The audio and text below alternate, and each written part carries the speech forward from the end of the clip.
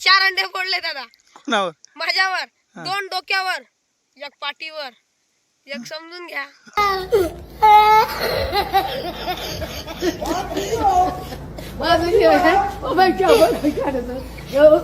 समजने वाला को इशारा कॉपी आहे दादा.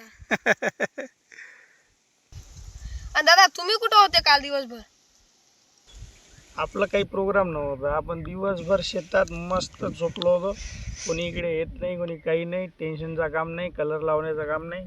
आणि मस्त संध्याकाळी इथून गेलो. आपलं मटण गिटण सर्व रेडी होतं. आणि आपल्या समाजाची सर्वात फेमस गोष्ट म्हणजे सळोई, ती पण रेडीच होती. बस इथून गेलो 7-7:30 वाजता रात्री.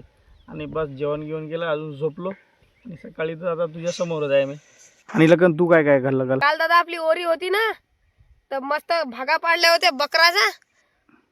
मग मटण खाल्लं दादा. मग आपली फेमस सळई, त्याच्यासोबत जारेर बाटी घेतली, सण खाल्लं दादा. अरे वा, तर मज्जाच झाली तुझी आली. मग तू कोणाकोणाला कलर लावलं? तू बाहेर गेलाच नाही का मग?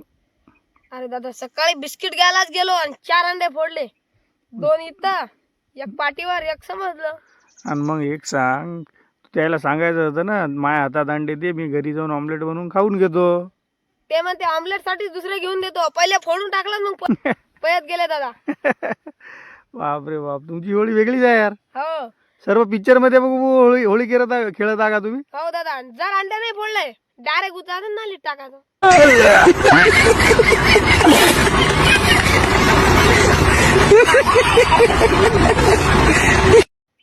नालीत? हो डायरेक्ट. कोणताही पाणी असो, खराब असो, चांगला असो, काही असो, संडासचं पाणी पण?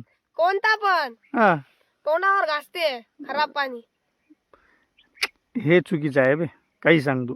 आपल्या लेकराला काही समजत नाही ना, काय तर चुकीचं आहे. हे खूप चुकीचं आहे, कारण की ते पाणी विषारी असू शकते, खराब असू शकते, स्किन खराब होऊ शकते, त्यानं काही होऊ शकते, त्याचा विचारच नाही आहे. मस्त होळी खेळायचो, असं पाण्यात किंवा नालीमध्ये कोणाला फेकलं नाही. पण आम्ही होळी खूप खेळली. आणि आम्ही होळी फक्त याच्यासाठी खेळत जाऊ, कलर अंगाला लागला की बिलकुल आमचे कपडे टावल गिवल घेऊन आम्ही विहिरीवर, धरणावर, कुठं नदीत, आम्ही फक्त याच्यासाठी पोहण्यासाठीच फक्त होळी खेळायचो. म्हणजे आम्हाला सर्वात आवडता आमचा छंद म्हणजे पोहणे. आणि होळी आली रे आली की आम्ही फक्त जाऊ पाहायचो, कोणत्या विहिरीत जास्त पाणी आहे, कोणत्या धरणात पाणी आहे, कोणत्या नदीत पाणी आहे. आम्ही हे सर्व पहिले सर्च करायचो, मग होळी खेळायचो. आणि दिवसभर 2 दिवस आमचं म्हणजे पोहणं संपायचंच नाही. 2 दिवस कंटिन्यू. होळीच्या दिवशी, दुसऱ्या दिवशी आम्ही फक्त नदीवरच भेटू लोकायला, नदीवर, विहिरीवर, कुठं मग असं म्हणजे घरी यायचं कामच नाही, बाहेरच. तिकडेच खाणं पिणं, घरून जेवण, डब्बा, कुठं आंबे भेटले आंबे, कुठं संत्रे भेटले संत्रे, काही पण. म्हणजे काही विषयच नव्हता आमचं. म्हणजे खूप मोकळं काम होतं. म्हणजे आमच्याकडे मोबाईल नव्हते, काही विषय म्हणजे गाडी नव्हती, सायकल नव्हती, पैदलच कुठेही. दादा आम्ही पण पोहायला जातो. पण आम्ही काल गेलो दादा पोहायला.